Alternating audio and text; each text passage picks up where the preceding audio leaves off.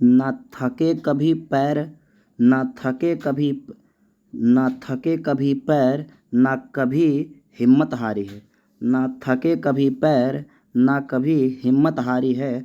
हौसला है ज़िंदगी में कुछ कर दिखाने का, हौसला है ज़िंदगी में कुछ कर दिखाने का, इसलिए अभी तो सफ़र जारी है।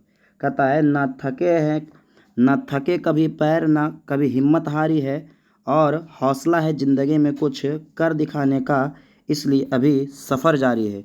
तो क्या आपके अंदर ये हौसला है कुछ कर जाने का? तो अगर आपके अंदर है तो आप जो है जी लगा कर जो है इस वीडियो को पूरे कंप्लीट देखिए, और टेस्ट में जो है आप फर्स्ट रैंक लाइए, और आप जो है अपने जो है क्लास में जो है पुरस्कृत होकर अपने जो है माता पिता और अपने जो है इज्जत की भागी बने। और आगे चलते हैं। तो आज हम लोग जो है चैप्टर का जो करने वाले हैं ऑब्जेक्टिव, आपका क्लास 9th का गद्य खंड में जो हम लोग थे 5 चैप्टर कंप्लीट कर लिए हैं, और अब हम लोग करने वाले हैं काव्य खंड का। तो काव्य खंड का पहला जो चैप्टर है हम लोग का, पहला चैप्टर कहता है रैदास के पद।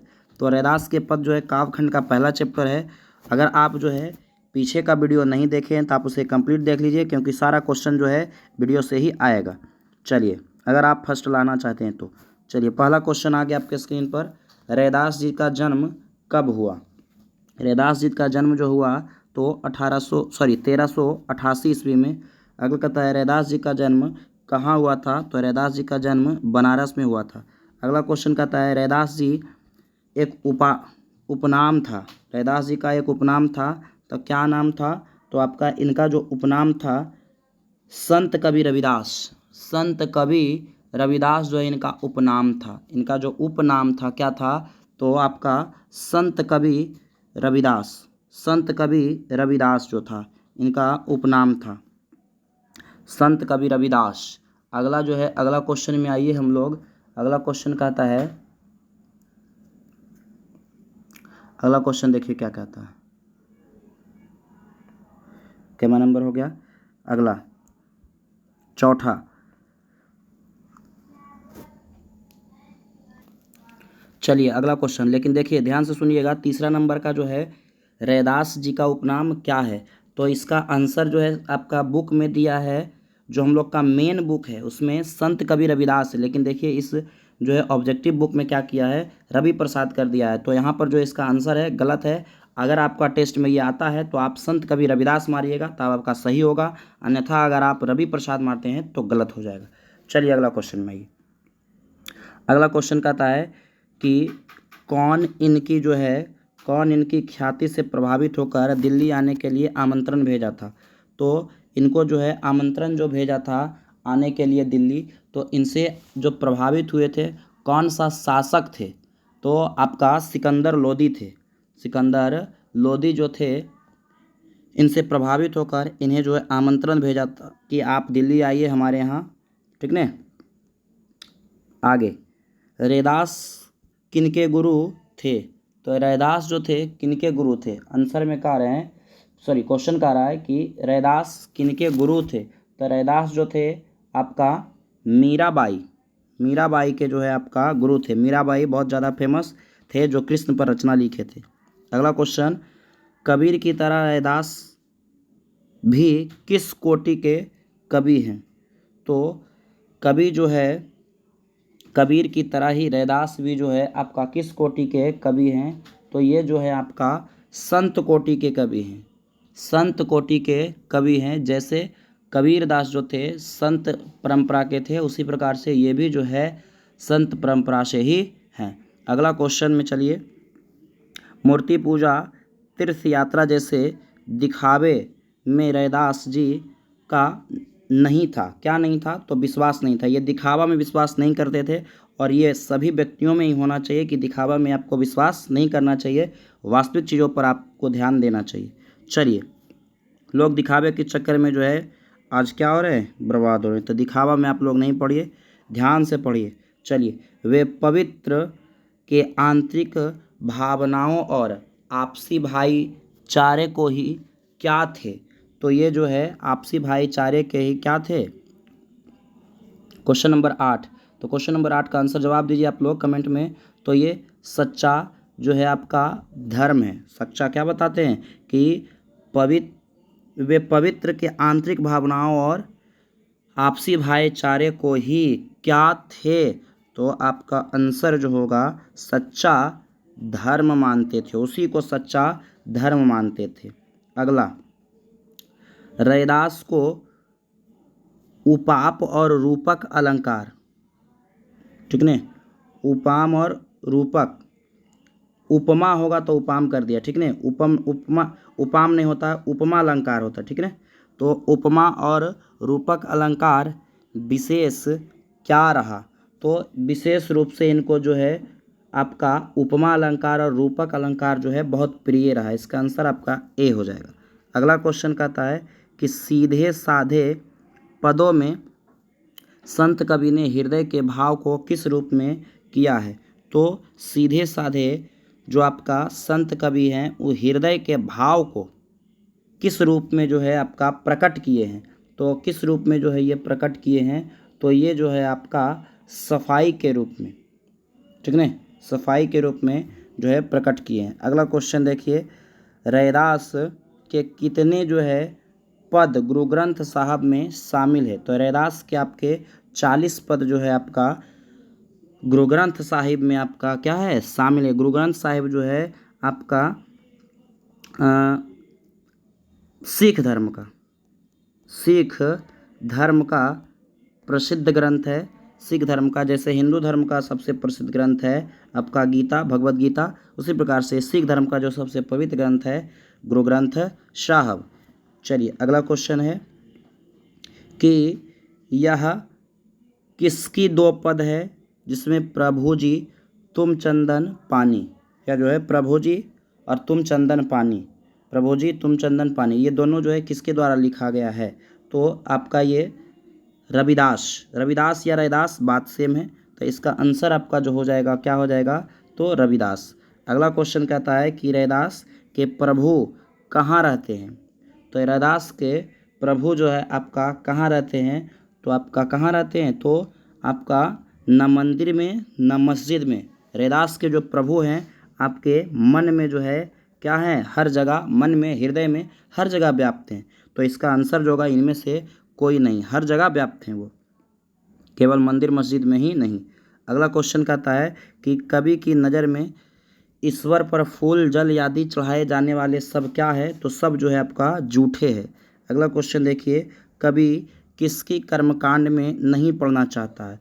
तो कवि जो है पूजा पाठ के कर्मकांड में जो है शामिल होना जो है नहीं पढ़ना चाहते हैं। पूजा पाठ में ये विश्वास जो है आपका जो कर्मकांड विधि है उसमें ये विश्वास नहीं करते हैं। ये जो है सच्चे मन से ही भक्ति जो है ईश्वर का स्मरण करना ही सच्ची भक्ति मानते हैं, इसलिए कर्मकांड में विश्वास नहीं करते हैं।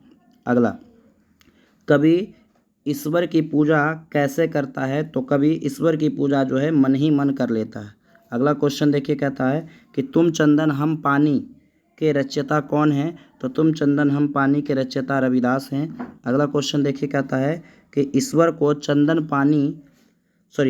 बादल चंद्रमा दीपक मोती सोना और स्वामी के नाम से कौन पुकारता है। तो आपका रविदास पुकारते हैं।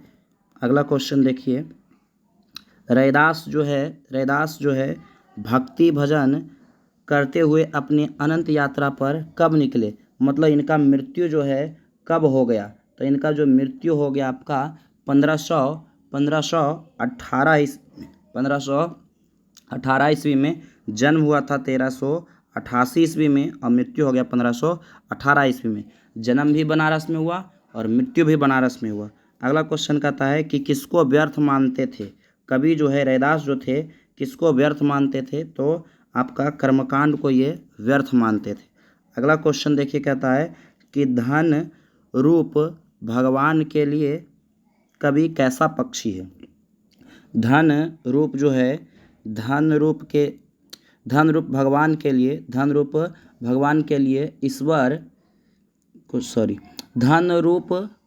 लिए कवि कैसा पक्षी है। तो कवि जो है आपका मोर के रूप में पक्षी है। नहीं बोले थे कि तुम घन बन जा मैं मोरा, ठीक है। इस प्रकार से पंक्ति आया था, प्रभु जी तुम घन बन हम मोरा, आया था ने। तो मोर पक्षी अपने आप को मोर मानते हैं, कभी जो है ईश्वर को घन तो अपने को मोर मानते हैं। अगला क्वेश्चन, भगवान को स्वामी मानकर रैदास उनकी भक्ति को किस रूप में कर रहा है। तो भक्ति को जो है भगवान मानकर, जो है भगवान को स्वामी मानकर ये दास के रूप में अपना ये भक्ति करते हैं। अगला, रविदास जो है किसके आराध्य, रविदास जो थे, रविदास के आराध्य देव, यानी कि रविदास जो थे संत कवि रविदास, इनके आराध्य देव जो है कौन थे। तो यहाँ पर जो है क्या कर दिया, किसके आराध्य थे, नहीं, यहाँ पर होगा करीब रविदास जो है रविदास के आराध्य देव हैं। तो आराध्य देव जो थे आपका श्री राम, प्रभु श्री राम ने। प्रभु जी तुम चंदन हम पानी।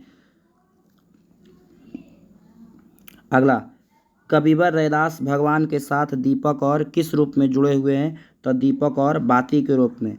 ईश्वर को दीपक के रूप में मानते हैं तो खुद को बाती के रूप में मानते हैं। अगला क्वेश्चन देखिए, कहता है कि कवि जो है रैदास के मन की रट किनके नाम से लगी है। तो जो है श्री राम के नाम से इनका मन जो है रट लगा रहा है। अगला क्वेश्चन कहता है कि तुम चंदन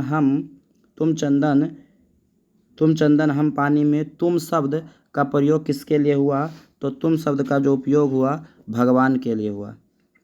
अगला, तुम घन बन हम मोरा, तुम घन बन हम मोरा। मोरा कौन है। तो मोरा जो है खुद जो है क्या है, कवि स्वयं है, अपने आप को मोर मानते, ईश्वर को घन मानते, बादल मानते। अगला क्वेश्चन कहता है, भक्त रैदास किसे अपना स्वामी माना। तो भक्त रैदास के जो स्वामी थे वो कौन थे। तो जवाब दीजिए 28 का। कहता है अपने आराध्य भगवान को ही अपने क्या मानते हैं, स्वामी मानते हैं, प्रभु श्री राम को। अगला क्वेश्चन कहता है, मल्यागिरी का वेदन करने वाला कवि की दृष्टि में कौन होता है। तो मल्यागिरी को जो है वेदन करने वाला भुजंग होता है, जिसको कहते हैं सांप, इसको भुअंगा भी कहते हैं। अगला क्वेश्चन आपका है कि फूल के सौंदर्य को बिगाड़ने वाला कौन होता है। तो फूल के सौंदर्य को बिगाड़ने वाला भौरा होता है। अगला क्वेश्चन कहता है, रैदास के पदों में किसकी व्यंजना है। तो रैदास के भक्ति पदों में जो है आपका किसकी व्यंजना मिलती है। तो रैदास के पदों में आपका भक्ति भावना की जो है व्यंजना मिलती है। अगला क्वेश्चन, रैदास ईश्वर की कैसी भक्ति करते हैं। तो रैदास ईश्वर की जो है आपका कैसी भक्ति करते हैं। तो ये जो है कैसी भक्ति करते हैं, जवाब दीजिए। चलिए अब जवाब दीजिए। तो कहता है कि रैदास जो ईश्वर की कैसी भक्ति करते हैं, रैदास किस भाव से ईश्वर की भक्ति करते हैं। तो देखिए इसमें जो आपका ऑब्जेक्टिव बुक है उसमें जो आंसर दिया है आपका, दे रहा है आपका क्या, सखा भाव। आप एक बार देखिए सखा भाव, लेकिन हम लोग जो है कविता में पढ़े थे, याद करिए, अगर नहीं पढ़े तो हम देखिए आपको जो है बताते हैं। कहते हैं कि लास्ट एक पंक्ति था जो है, पहला पद जो था उसमें कहे थे, प्रभु जी तुम स्वामी हम दासा, ऐसी भक्ति करे रैदासा ने। तो वहाँ पर आया था कि प्रभु जी तुम स्वामी मैं दासा, तो ये दास भाव से जो है करते हैं, लेकिन इसमें सखा भाव दे दिया है। तो आप जो है इसको देखकर बी नहीं मारिएगा, आपका टेस्ट में आएगा तो आप क्या मारिएगा, तो आपका दास भाव मारिएगा, तब सही होगा। अगला क्वेश्चन में आइए, रैदास जो थे किस काल के जो है कवि हैं। रैदास जो हैं किस काल के कवि हैं। तो ये जो थे रैदास जो थे किस काल के कवि, मतलब बताइए। तो ये जो थे आपका मध्यकाल के कवि थे, ये जो थे मध्यकाल के आपका कवि माने जाते हैं। एक क्वेश्चन और हम बताते हैं आपको जो एग्जाम टेस्ट में आ सकता है कि रैदास